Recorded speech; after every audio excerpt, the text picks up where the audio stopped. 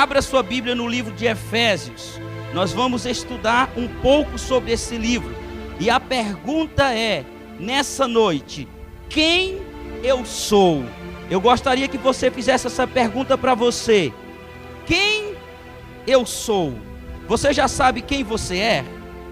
Vamos fazer essa pergunta. Quem eu sou? Quem eu sou? O que é que eu estou fazendo nessa terra? Por que é que eu estou aqui? A pergunta dessa noite, nós queremos fazer isso, para que um grande avivamento aconteça. Nós precisamos saber o que a Bíblia diz a respeito de mim e de você. Quando você saber o que ela diz a respeito de você, você não vai ter medo dos homens, e nem do diabo, e nem dos cães, porque você sabe quem você é em Cristo. Por que que os discípulos de Jesus abraçavam a morte? Por que que Pedro, Paulo, enfrentou juízes? Por que que João Batista chegou em Herodes e disse: olha, tu se deita com a mulher do teu irmão? E isso rendeu-lhe a sua cabeça degolada e servida em uma bandeja na própria festa. Mas ele sabia quem ele era em Cristo, e não tinha medo dos homens, independente de qualquer posição deles. Ele era profeta, e profeta morreria sendo. Não negaria o seu ministério, e não venderia a sua vida por nada, por mais que isso custasse a cabeça em uma bandeja. Sabe por que nós não temos coragem de enfrentar a morte? Sabe por que nós não entramos em um corredor de um hospital de cabeça erguida? Porque nós não sabemos quem nós somos em Cristo.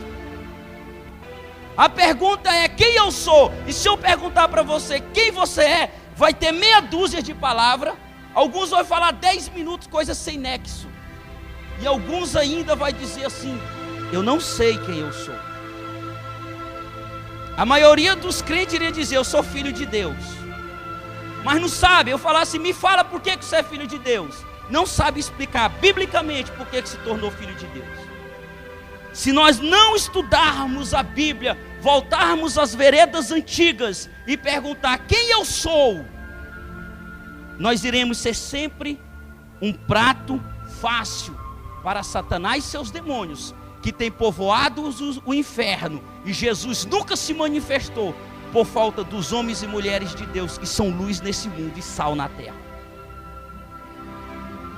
Efésios capítulo de número 1, verso 3. Vamos ler a palavra do Senhor. Capítulo 1, versículo 3.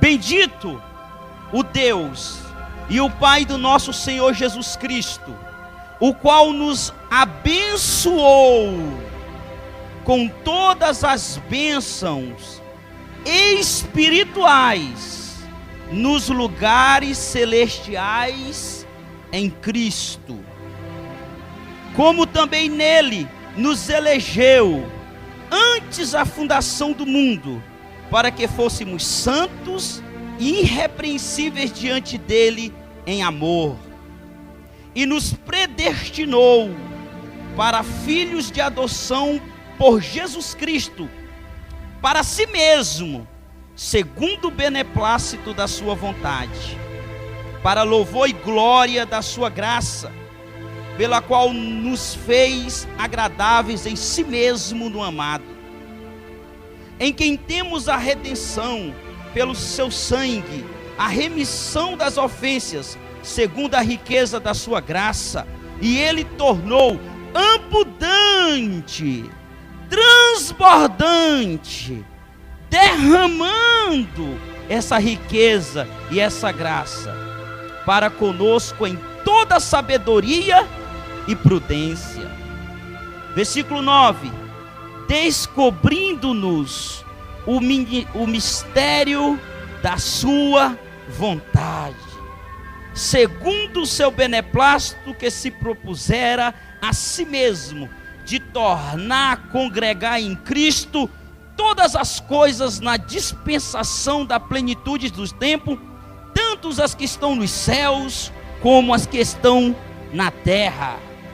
Nele digo, em quem fomos feitos herança, havendo sido predestinados conforme o propósito daquele que faz todas as coisas, segundo o conselho da sua vontade, com o fim de sermos para louvor da sua glória, nós, os que primeiro esperávamos em Cristo, em que também vós estáis, depois que ouvistes a palavra da verdade, o evangelho da salvação, e tendo nele crido, fostes selado com o Espírito Santo da promessa, o qual é o penhor da nossa herança, para a redenção da possessão de Deus, para louvor da sua glória. Quem é você? Faça essa pergunta para você mesmo. Quem sou eu? Nessa epístola de Efésios, Paulo trabalha sobre a questão da igreja. E ele traz o ápice da epístola, revelando o mistério de Cristo. Ele diz que o mistério de Deus foi revelado. E nessa epístola então, antes de revelar o mistério de Deus, ele diz para os gentios quem são eles em Cristo.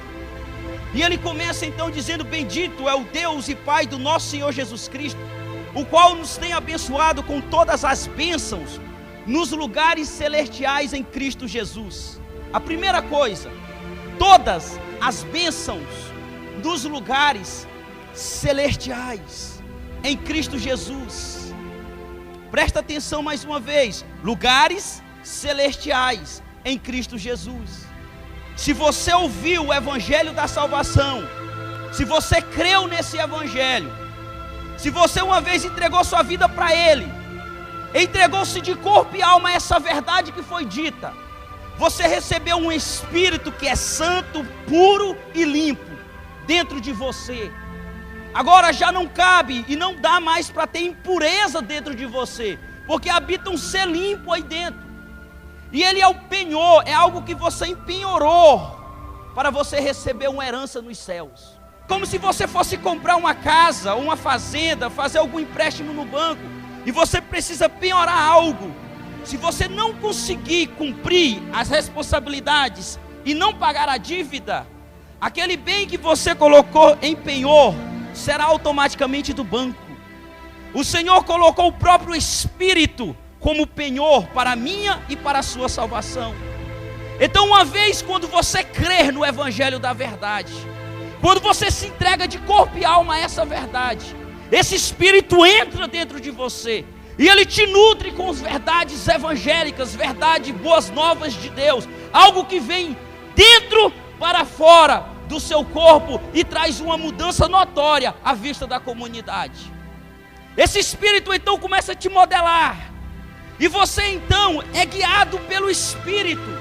Você já não tem mais vontade própria, mas ele te leva aonde ele quer. Você já não é mais nascido da água, mas você é nascido do Espírito. O batismo das águas é apenas uma confissão pública de fé.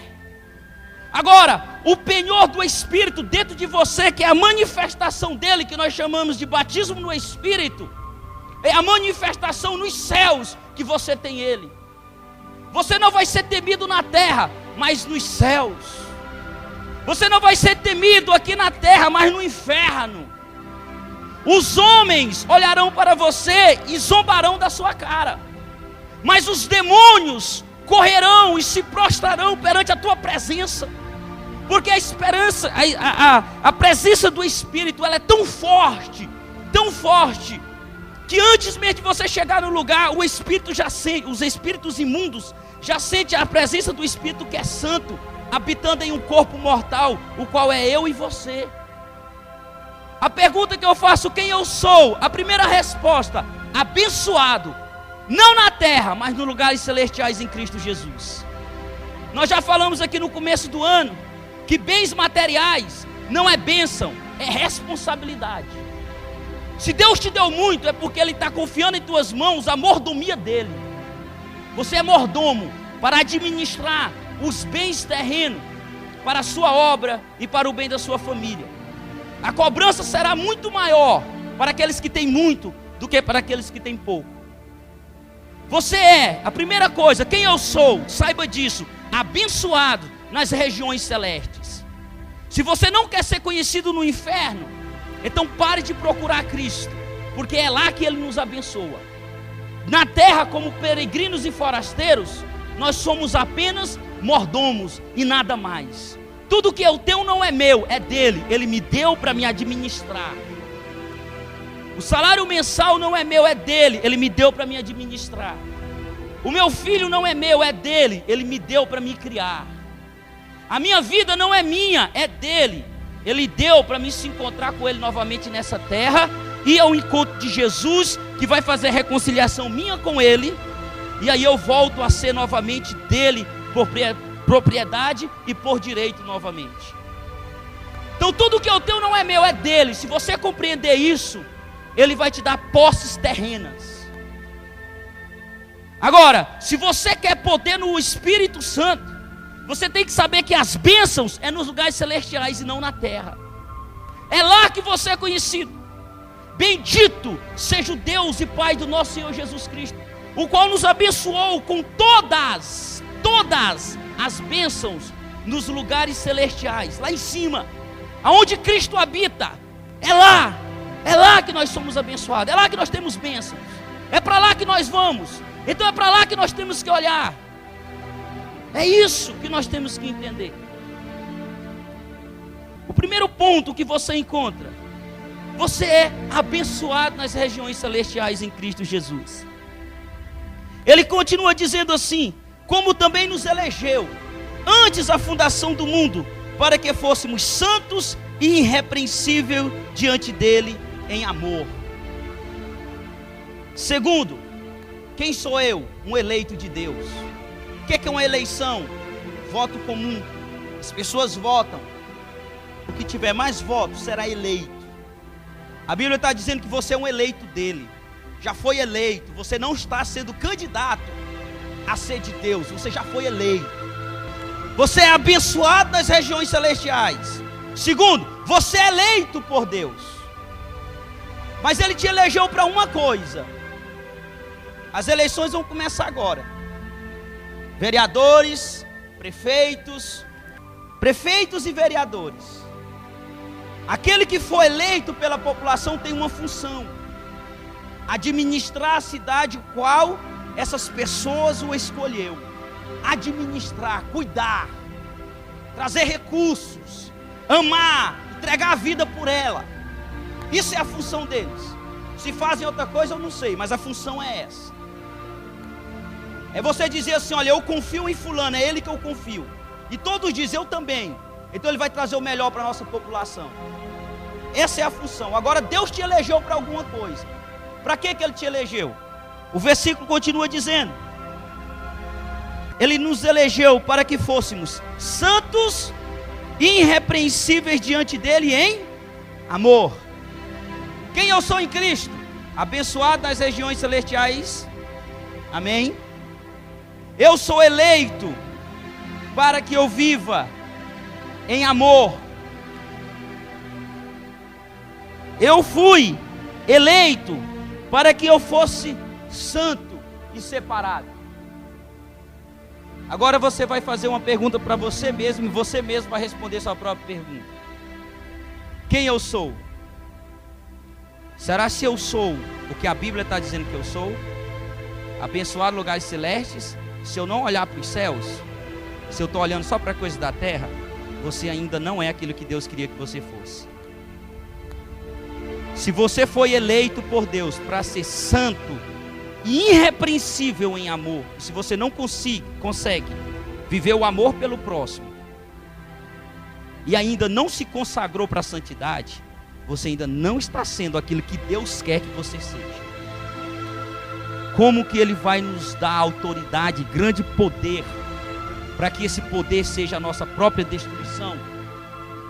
O poder será a nossa própria destruição caso nós não sejamos igual Ele quer que nós sejamos. Terceiro, Ele nos predestinou para filhos de adoção por Jesus Cristo, para si mesmo, segundo o beneplácito da sua vontade, para louvor e glória da sua graça, pelo qual nos fez amado a si mesmo, nos fez agradáveis a si mesmo no amado. Terceiro, quem eu sou? Predestinado. O que é predestinação? É um pré-destino. Deus estabelece antes de você nascer um pré-destino para você.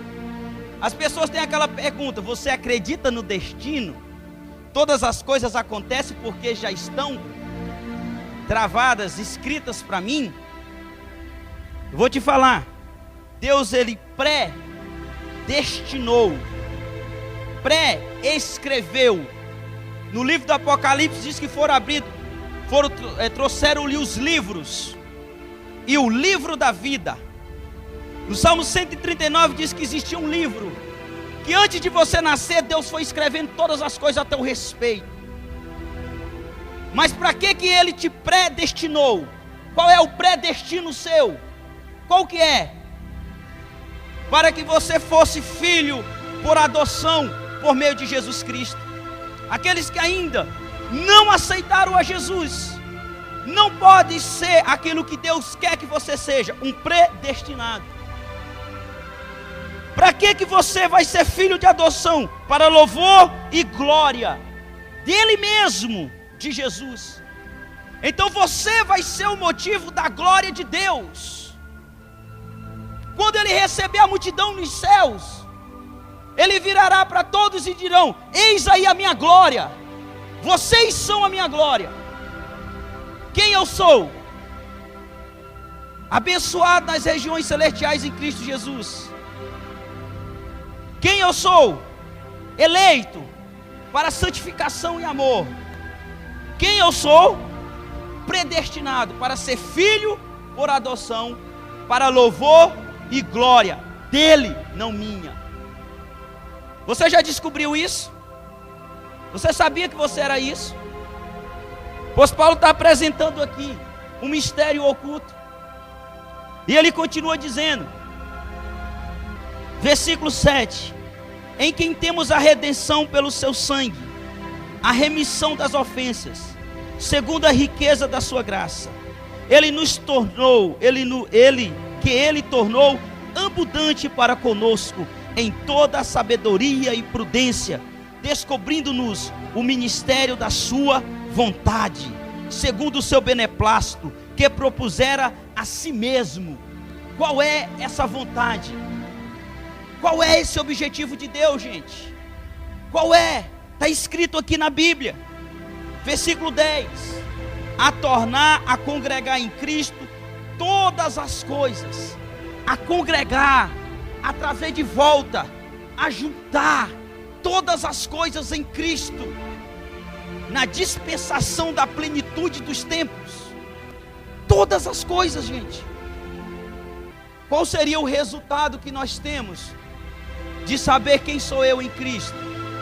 Quando você descobre quem você é, em cima desses pontos que nós abordamos, você vai saber primeiro que você foi redimido dos seus pecados. Segundo, as suas ofensas foram apagadas. E terceiro, você tem a revelação do mistério de Cristo. Tudo em abundância, é o que a Bíblia diz. Abundância, mais do que o suficiente, mais do que você precisa. Ele diz: os seus pecados é perdoado mais do que você precisa. As suas ofensas é perdoadas, é apagadas, é deletadas mais do que você precisa. Não terá dúvida nenhuma diante do trono branco de Cristo. Por eu saber que eu sou santo, abençoado nas coisas celestiais em Cristo Jesus, predestinados para louvor da sua glória, para filho de adoção, eleito por Ele, para viver irrepreensível em amor. Quando eu sei disso, eu vivo isso, a consequência é que não há dúvida nenhuma quanto aos meus pecados e minhas ofensas nos céus, porque a abundância do poder de Cristo apaga todos eles. Amado, se você não buscar e descobrir isso, será em vão a sua passagem na terra. O diabo tenta desviar o nosso foco todos os dias. Às vezes ministério É uma estratégia para desviar o nosso foco da santidade em Cristo. Às vezes o emprego, a família, um filho, uma promoção se torna empecilho para a nossa caminhada terrena rumo à glória de Cristo. Nossos filhos estão morrendo, a igreja está apática, o povo está parado, a Bíblia não faz mais efeito na leitura de ninguém. A verdade cortante que entra como uma espada de dois gumes não corta mais os corações de pedra. Ela está sendo esquecida na nossa vida. Lembramos dele uma vez na semana, no domingo à noite. E é de uma forma normal e rotineira, como os sacrifícios no deserto, que Deus não se agradava mais do povo. As casas espirituais e os templos santos do Senhor estão cada dia mais raros, porque o mundo está modelando, tem uma nova arquitetura para o corpo humano. E disse: para que espírito que é santo, se você pode viver o que você quer, fazer o que você quer, na hora que você quer? Para que ser dominado por um espírito? Quem eu sou? É o que nós precisamos saber nessa noite. E aí, amados, você vai ver aqui, na divisão desse primeiro capítulo, uma oração de Paulo. E você vai ver, amados, se Paulo fosse um pastor, ele não era aceito nos nossos dias atuais. Porque um cara que começa a pregar dessa forma, dizendo que nós somos abençoados nos céus e não na terra, que nós somos eleitos para ser santos, separados e viver em amor, que nós fomos predestinados para ser filho de Deus, para viver para louvor da sua glória e não da nossa. E ele ainda se põe de joelho, como ele diz aqui, e começa a fazer uma oração para eles da seguinte forma. O versículo de número 15: pelo que ouvindo eu a fé que entre vós há no Senhor Jesus Cristo, e a vossa caridade para com os santos, não cesso de dar graças a Deus por vós. Ele disse: eu não cesso, eu não paro de agradecer a Deus por cada um de vós, ó Efésios, lembrando-me de vós nas minhas orações. Olha só para que ele estava orando: para que o Deus do nosso Senhor Jesus Cristo, o Pai da glória, é o Pai, o grande El Shaddai, vos dê em seu conhecimento, no teu, meu irmão, o espírito de sabedoria e de revelação, tendo iluminado os olhos do vosso entendimento, para que saibais qual seja, para que vocês saibam, é isso que ele está falando, para que os seus olhos se abram, para que vocês saibam qual seja a esperança da vossa vocação, e as riquezas da glória da sua herança nos santos. E ele diz mais: qual a sobreexcelência, grandeza do seu poder sobre nós, os que cremos, segundo a operação da força do seu poder. Ele não está orando aqui para alguém ser curado de um câncer, de uma diabetes, de uma pressão alta. Ele não está orando aqui porque alguém teve um prejuízo financeiro. Ele não está fazendo campanha aqui para as pessoas serem prósperas. Ele está orando para que os olhos deles sejam abertos, para que eles não vejam essa terra, mas vejam os céus. Qual a grandeza e a sobreexcelência, a magnitude do poder do Espírito que opera em nós. Esse Espírito que foi dado como possessão, como penhor em nós. Ele está orando, ele diz: eu não cesso, eu não cesso, eu não paro, eu oro, eu lembro de vós. E eu sei que os seus olhos serão abertos, ó Efésios, e vocês verão a herança que vocês têm. Vocês compreenderão um dia que não existe nada melhor do que viver nos atos do Senhor, como disse Davi. Eu prefiro viver um dia dentro dos atos da casa de Deus do que 1000 anos fora dele. Quando você experimenta um pouco da glória de Deus, ninguém te desvia dele. Não existe paixão que te desvia do Evangelho. Hoje existe uma desculpa que o mundo está diferente e que o jovem não suporta tentações. Mentira. Se você vê Daniel, José, as mesmas paixões.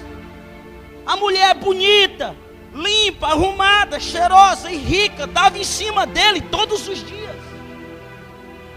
E ele tinha todos os motivos para ser infiel a Deus e ao seu Senhor. Porque primeiro ele era escravo no Egito. Segundo, ele foi vendido da casa de seus pais inocentemente. Mas ele foi fiel não só a Potifar, o seu senhor, não só a Deus acima de todas as coisas, mas ele foi fiel às suas convicções. E aí você vira para mim e fala assim: as coisas mudou nada. O diabo é o mesmo, feroz do mesmo jeito, o inferno existe do mesmo jeito. A pregação do Evangelho tem que ser falada, tem que ser pregada, tem que ser vivida, tem que ser mastigada. Se você vê a parábola do semeador, de 5 pessoas que ali estão, uma só, a mensagem cai na beira do caminho. Uma. Mas as outras 4 caem dentro, na terra, no coração. Um é sufocado pelos espinhos na rua, pelos prazeres carnais. A ganância dessa vida, as paixões dessa vida sufoca a palavra e ela se torna infrutífera.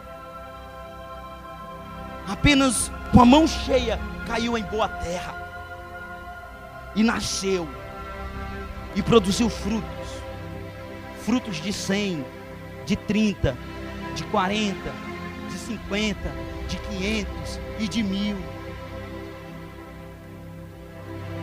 Sabe qual é a evidência da sua salvação e da minha salvação? Eu estou fazendo, amados, um estudo pessoal. Não é para pregar na igreja e não é para me ensinar ninguém. É para mim, um estudo pessoal. Evidências da minha salvação em Cristo. Se eu sou salvo em Cristo, evidência da minha salvação. Primeira evidência: pelos seus frutos vos conhecereis. Pelo seu caráter, pela forma de andar em Cristo. Os seus pensamentos sozinho, quando ninguém está perto de você. Quando você está longe de todo mundo. Aí você é provado para saber em Cristo. Todos nós temos que fazer uma autoanálise. Porque está todo mundo pensando que está ok. O Evangelho é isso aqui. É vir, sentar, cantar, dizimar e ir embora. Não é isso. Isso é apenas uma parte. Então a oração de Paulo termina dizendo assim, versículo 20, que manifestou em Cristo. Manifestou o quê?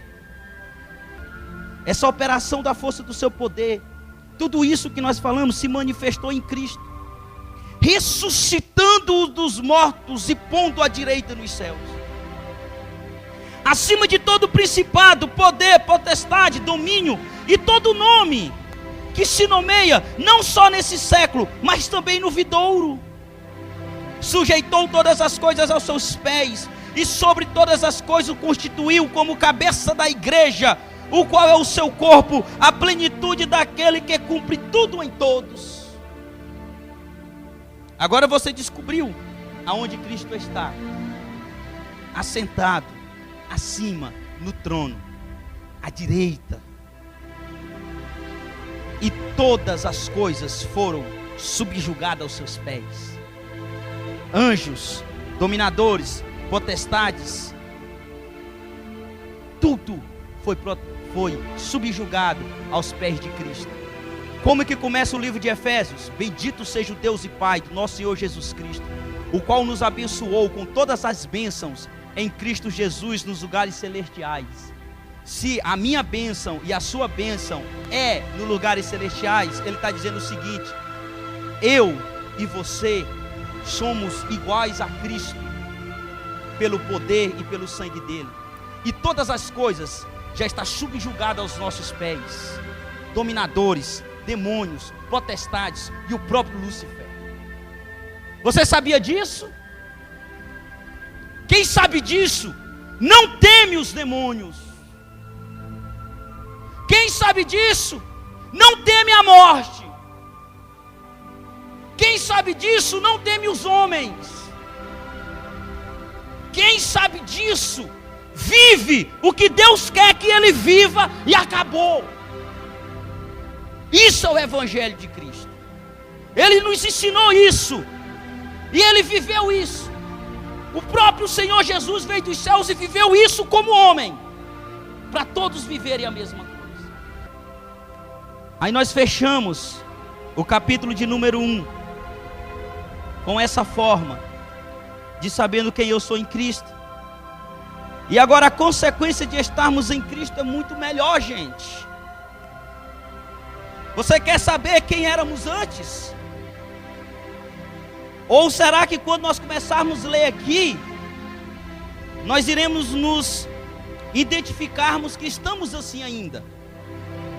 Há uma diferença. Aqui eu estou falando daqueles que já estão em Cristo, que já sabem quem ele é em Cristo.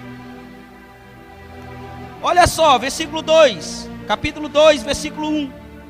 E ele vos vivificou, estando vós mortos em ofensas e pecados. E que em outro tempo, não agora, ele está falando não agora, em outro tempo, andaste segundo o curso desse mundo, segundo o príncipe das potestades do ar, do espírito que agora opera nos filhos da desobediência. Não nos filhos de Deus, não nos predestinados para serem filhos de Deus, nos filhos da desobediência. Ele está dizendo que nós éramos assim. Versículo 3: entre os quais todos nós também antes andávamos nos desejos da nossa carne, fazendo a vontade da carne e dos pensamentos, e éramos por natureza filhos da ira, como outros também.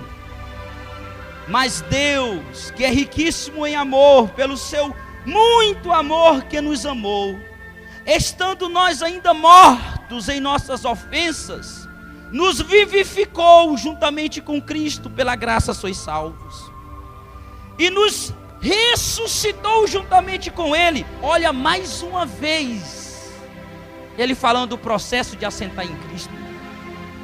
E nos ressuscitou juntamente com Ele, e nos fez assentar nos lugares celestiais em Cristo Jesus. Depois de ter escapado desse mundo de trevas, continua dizendo, para mostrar nos séculos vindouros, para mostrar na liberação, para Ele mostrar na sua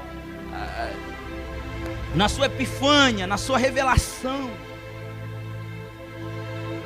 no século vindouro, as abundantes riquezas da sua graça, pela benignidade para com Cristo, para convosco em Cristo Jesus.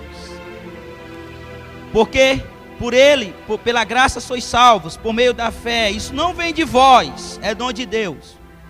Não vem das obras que cada um faz, para que ninguém se glorie. Você não tem glória nenhuma. Olha só quem nós somos em Cristo, capítulo 2, versículo 10. Porque somos feitura, pintura, retrato seu, criados em Cristo Jesus. Para quê? Para as boas obras, os quais Deus preparou para que nele andássemos. Agora, nós estamos no lugar celestiais em Cristo Jesus. Somos feituras de Cristo, criado para as boas novas, boas obras, porque isso Ele fez para que nós andássemos nela. Agora, amados, o mais interessante está aqui, que naquele tempo, estavas sem Cristo, separado da comunidade de Israel, e estranhos aos concertos da promessa, não tendo esperança e sem Deus no mundo. Mas se agora, nesse momento presente, estáis em Cristo, vós que antes estavas longe, já pelo sangue de Cristo chegastes perto, porque Ele é a nossa paz, o qual de ambos os povos fez um, derribando a parede de separação que estava no meio, na sua carne desfez a inimizade, isto é, a lei dos mandamentos que consistia em ordenanças, para criar em si mesmo, olha só, para criar em si mesmo, nele mesmo, desses dois povos, dessas duas linhas, um só homem, fazendo a paz, que pela cruz reconciliar ambos esses com Deus em um corpo, matando com ela as inimizades.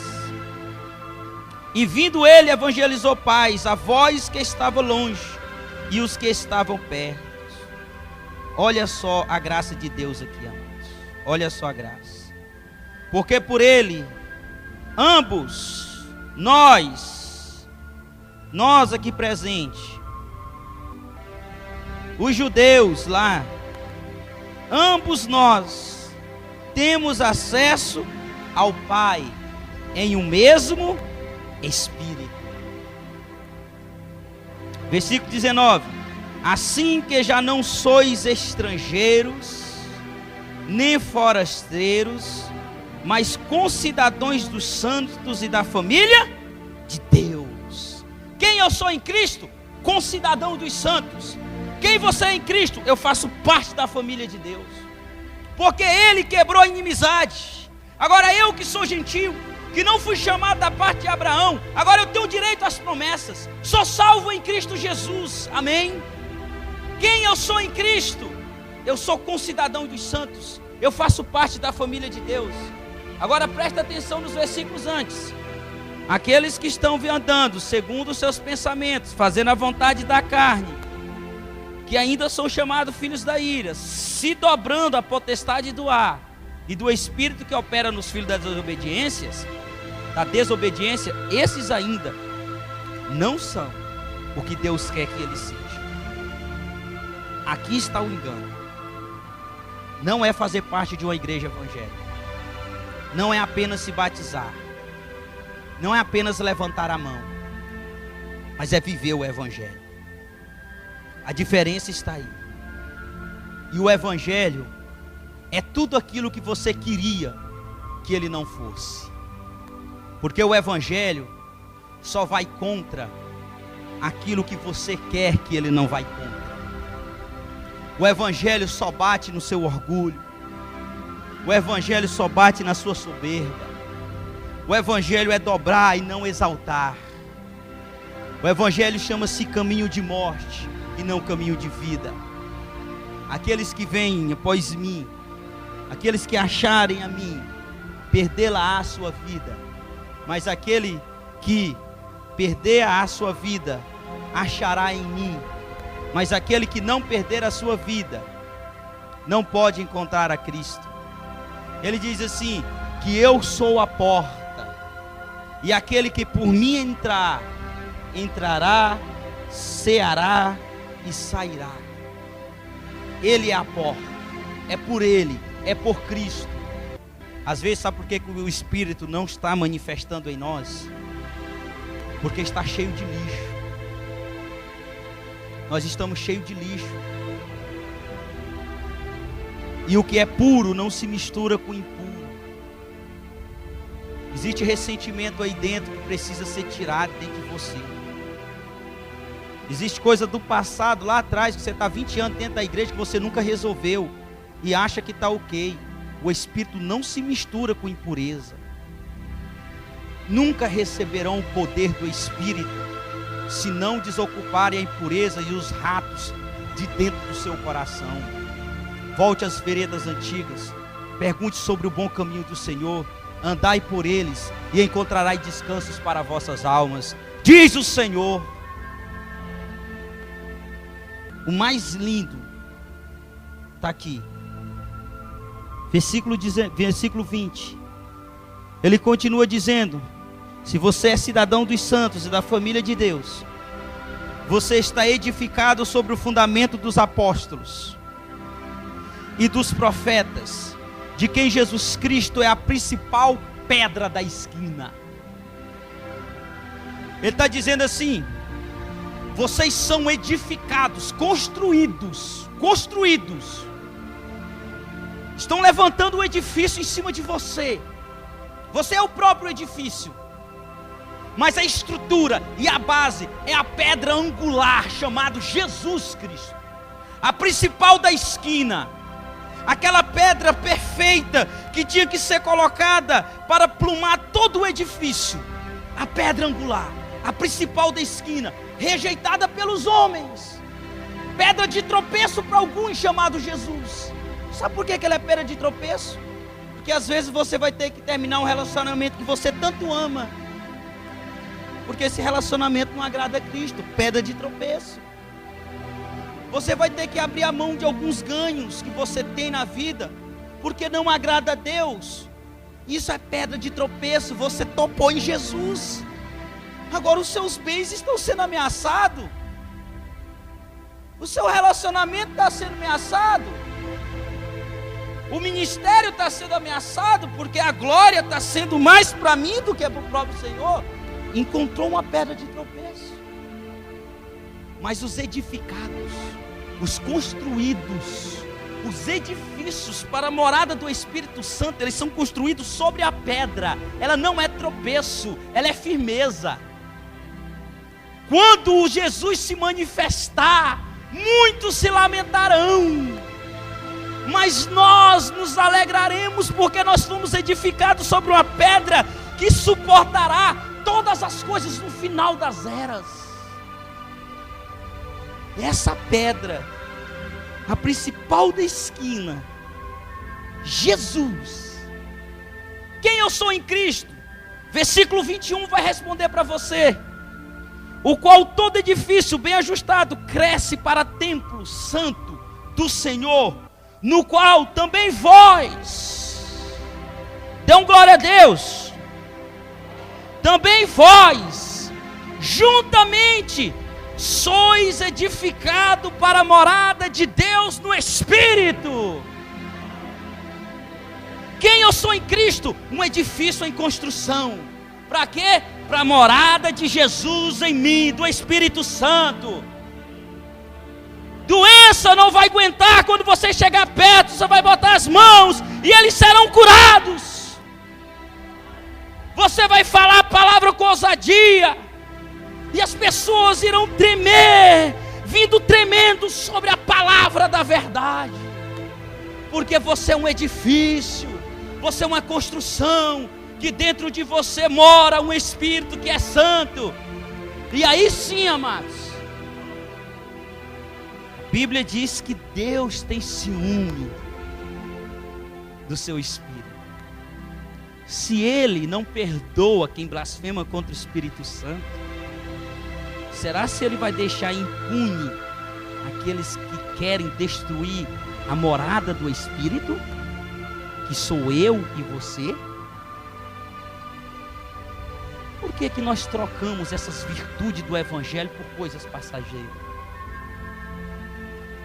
Porque nós não sentimos a presença dEle igual nós estamos sentindo aqui, lá na rua e em casa. Nem hipocrisia não, gente. Mas eu sinto mais unção às vezes estudando isso aqui em casa sozinho do que aqui na igreja. Porque lá Deus fala comigo, aqui eu falando com vocês. Tem dia que dá vontade de amassar essa Bíblia e jogar na parede e dizer assim: impossível. Mas quando o Espírito nos revela e diz assim: não é você que faz, é eu dentro de você. Lembra-se do primeiro dia da imaturidade sua, que você aceitou Jesus até hoje como você está? O quanto amadureceu? Ainda tem que amadurecer demais. Não é você, é o Espírito. Sabe por que nós somos meninos ainda? Nós estamos aprendendo isso aqui no estudo do livro de Hebreus, terça-feira. Tem pessoas perdendo de banquete para ficar assistindo Big Brother. Em vez de alimentar o Espírito, estão enchendo a casa de capeta. Depois vai sobrar para o pastor: Senhor, vem orar aqui em casa. As coisas não estão bem. Olha, deixa eu falar para vocês. Nós estamos estudando isso. E no livro de Hebreus vai dizer quem é aqueles herdeiros. O que é ser herdeiro? O que é deixar de ser menino e passar a ser herdeiro? Tomar posse dessas verdades verdadeiras. Uma redundância para vocês aí. Verdades verdadeiras. Vamos terminar? Quem eu sou em Cristo, capítulo 2. Eu sou feitura de Deus para as boas obras. Quem eu sou em Cristo, no capítulo 2 de Efésios, versículo 15. Eu sou um novo homem e um só espírito com o Senhor. Quem eu sou em Cristo, no versículo 19, sou concidadão dos santos e faço parte da família de Deus. Quem eu sou em Cristo, no capítulo 2 de Efésios, sou morada de Deus, edificado sobre o fundamento dos apóstolos, em cima da pedra angular, a principal da esquina, Jesus Cristo de Nazaré. E para terminar a metade do livro, porque dia 28 nós terminaremos ele. Capítulo 3, rapidamente. Versículo de número 4. Ele diz assim: pelo que quando lerdes, podeis perceber minha compreensão do mistério de Cristo. Ele vai revelar o mistério de Cristo aqui, gente. Dê um glória a Deus. Olha só, o mistério de Deus sendo revelado aqui. Versículo 5: o qual noutros séculos não foi manifestado aos filhos dos homens, mas agora tem sido revelado pelo Espírito aos seus santos apóstolos e profetas. Qual é essa revelação? Versículo 6: a saber a revelação que os gentis são co-herdeiros de um mesmo corpo e participantes das promessas em Cristo pelo Evangelho. Você, da forma que está, você faz parte das promessas de Deus. Você nasceu para ser um grande homem e uma grande mulher. Você nasceu para superar tudo que vem contra você, porque você é um co-herdeiro em Cristo. Se Ele está nos céus, você tem o poder que Ele tem, pela palavra dEle e pelo testemunho do Evangelho. O mistério de Deus é revelado. Nós temos as mesmas promessas dos hebreus. Nós fomos chamados para isso.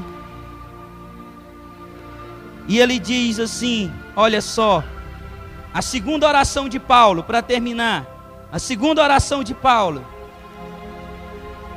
Gente, versículo 14 ao 21, ele diz assim: por causa disso, me ponho de joelho perante o Pai do nosso Senhor Jesus Cristo, do qual toda a família dos céus e na terra toma o nome, para que, segundo a riqueza da sua glória, vos conceda, olha só, a oração dele, para que, segundo a riqueza da sua glória, vos conceda que sejais corroborados com poder pelo seu Espírito no homem interior, lá dentro de você, para que Cristo...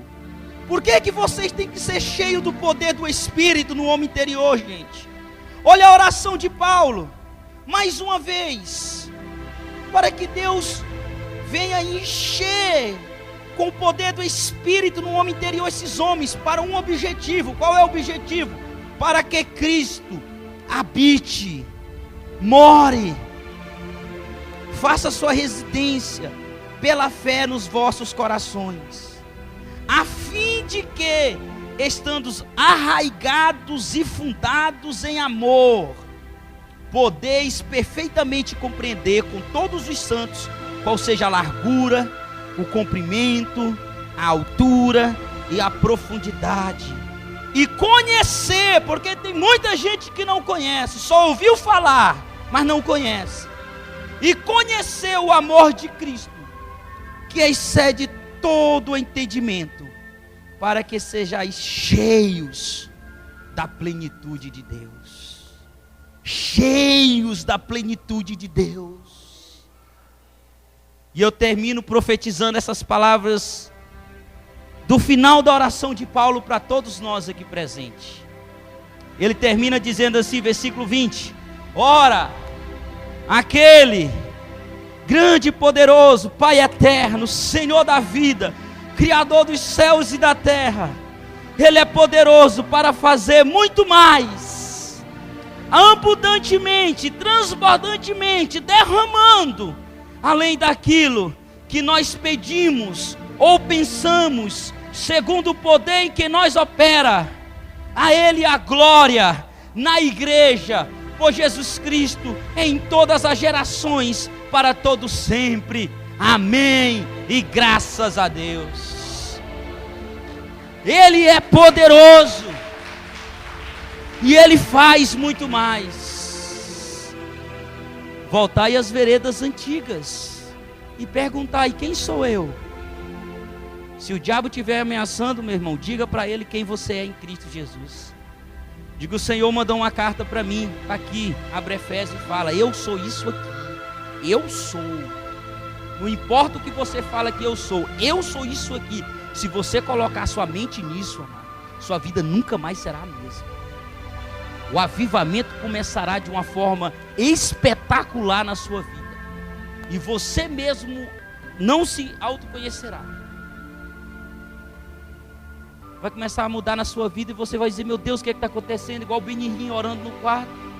Um amigo dele para na porta da casa, buzina, chama o Benihim, ele sai de dentro do quarto correndo, passa perto da mãe dele, a mãe dele é arremessada contra a parede, de tanto poder do Espírito Santo, e ele não sabia disso.